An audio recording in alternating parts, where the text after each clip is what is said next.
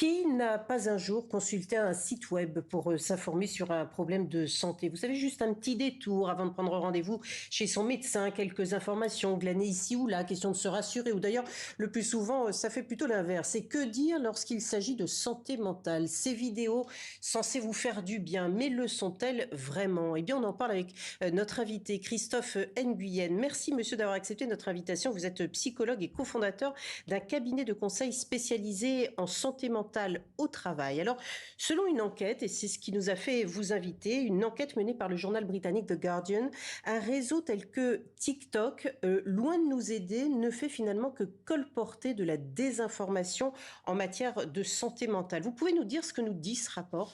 Oui, cette étude se base sur une centaine d'influenceurs qui parlaient de la question de la santé mentale et des trucs et astuces à mettre en place pour les jeunes en particulier. Et des experts ont évalué finalement la qualité des informations qui étaient données. Et plus de la moitié de ces influenceurs finalement ont été taxés de discrédit, on va dire, parce que c'était soit incomplet, soit anecdotique, soit carrément dangereux. Donc je pense qu'il y a un gros travail à faire finalement autour de ces crédibilisations finalement des Quelles sont informations par exemple ces fausses informations qui sont véhiculées par ces vidéos? Vous parlez de contenu dangereux par Oui, exemple, tel par que... exemple, des simplifications, des généralisations qui peuvent être tenir un journal, ce qu'on appelle le journaling, c'est-à-dire écrire ses émotions et ses pensées au quotidien, guérit de l'anxiété. Ne serait-ce que cette affirmation, il y a 3 ou 4 erreurs, c'est que ça ne guérit pas l'anxiété, on ne guérit pas l'anxiété, on peut le contrôler. Et qu'est-ce que l'anxiété? On peut parler de troubles anxieux avec une vaste variété, donc c'est extrêmement simplifié. Et ça peut avoir une influence très négative sur les personnes qui peuvent finalement se reconnaître ou s'identifier dans des situations qui sont pas les leurs. Ce qu'on appelle aussi l'effet Barnum, quand on va diagnostiquer ou en tout cas mettre en œuvre de l'information sur tel ou tel trouble, les gens vont s'y reconnaître forcément. Et c'est cette idée que il faut absolument être dans une approche exigeante et scientifique, je pense, vis-à-vis de la question de la santé mentale. On parle de santé des gens, c'est pas neutre. Donc j'invite vraiment à avoir de la prudence et d'aller chercher les sources finalement et de pas croire pour prendre pour argent comptant tout ce qui est dit sur ces réseaux. Alors, ce que vous dites là, je dirais que c'est du bon Oui. sens. Et en même temps, si les gens se tournent vers les médias sociaux, c'est aussi peut-être et très certainement aussi parce que les délais d'obtention d'un rendez-vous chez un spécialiste, et notamment un psychologue ou un psychiatre, est partout extrêmement difficile à avoir. Donc, est-ce qu'on peut en vouloir finalement à l'internaute, même s'il n'est pas question de condamner qui que ce soit, Oui. si ce n'est peut-être justement ceux qui véhiculent quand même ces mauvaises informations? Oui, la nature a horreur du vide, donc on va s'informer.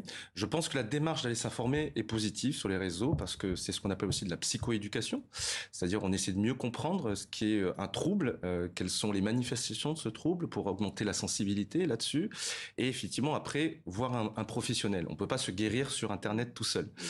C'est dans la relation, c'est dans un cadre thérapeutique avec des professionnels qui savent. Aujourd'hui aussi, particulièrement en France, c'est un peu le bazar, on va le dire. C'est assez difficile aussi pour le citoyen lambda d'aller voir le bon thérapeute par rapport à son trouble, parce que c'est aussi ça, toutes les thérapies ne fonctionnent pas pour tous les troubles, et c'est là aussi, en termes de pouvoir public, je pense qu'il y a un vrai enjeu de santé, d'information. On va en de parler dans un régulation. instant, mais dans un premier temps, tout d'abord, vous êtes psychologue du travail. Ouais. Est-ce que vous constatez lors de vos entretiens que vous menez en entreprise que ce que dit cette enquête du Guardian corrobore finalement ce que vous entendez de la part des salariés Oui.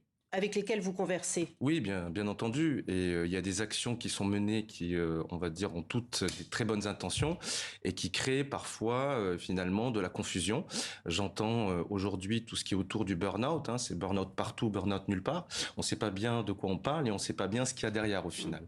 Donc je crois vraiment qu'il faut que les organisations, les institutions, les pouvoirs publics se saisissent du sujet pour valider finalement un contenu, une présentation, une définition et orienter vers les bonnes structures. Alors justement, l'Assemblée nationale a mis en place une commission d'enquête justement pour évaluer les risques associés à l'usage de TikTok.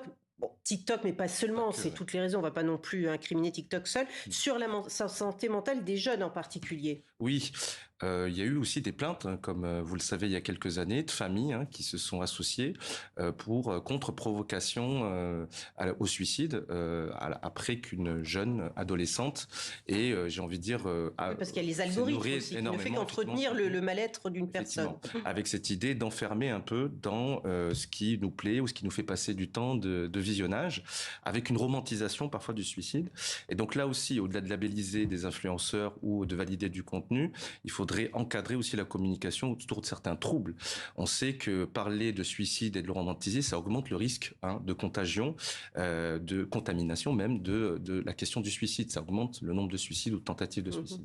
Donc c'est très important aussi d'encadrer, de faire appel à des spécialistes pour finalement aider aussi les plateformes hein, et les influenceurs à mieux communiquer. Je pense que c'est bien, ça peut rompre l'isolement, hein, le principe même. Ça peut permettre aux gens de s'informer, de savoir quoi faire. Maintenant, il faut que les contenus soient, on va dire, acceptables et crédibles. Sinon, effectivement, on arrive à l'inverse. Donc, je crois qu'il y a du travail. Aujourd'hui, on peut pas finalement laisser juste les réseaux s'auto-organiser avec les algorithmes, mais vraiment qu'il faut encadrer ces pratiques aujourd'hui. Et à l'adulte également d'encadrer la consommation et l'usage de l'enfant par rapport à tous ces réseaux sociaux. Merci beaucoup Christophe Nguyen d'être venu sur notre plateau donc pour nous parler de ce sujet ô combien important.